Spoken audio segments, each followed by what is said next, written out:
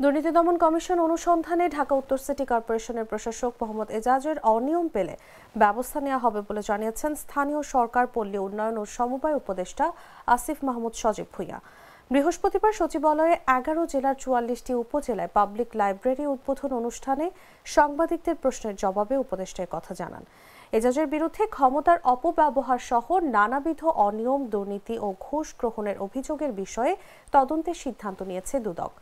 দুদকের অনুসন্ধানের বিষয়ে মন্তব্য জানতে চাইলে স্থানীয় সরকার উপদেষ্টা বলেন, অবশ্যই যদি কোনো অনিয়ম থাকে দুদক সেটা অনুসন্ধান করতে পারে। যদি অনুসন্ধান করে তারা কিছু পান আমাদের জানাবেন, আমরা প্রয়োজনীয় ব্যবস্থা গ্রহণ করব।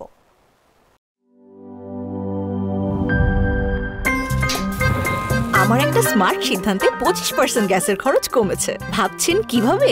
সাধারণ গ্যাস স্টোভ বদলে আমি এনেছি আরএফএল গ্যাস স্টোভ। এর সাইন্টিফিক নজল ও ব্রাস বার্নার ক্যাপ সমানভাবে তাপ ছড়িয়ে রান্না করে দ্রুত, তাই গ্যাসও বাঁচায় 25%, টাকাও বাঁচে 25%। আরএফএল গ্যাস স্টোভ নিরাপদ ও গ্যাস সাশ্রয়ী।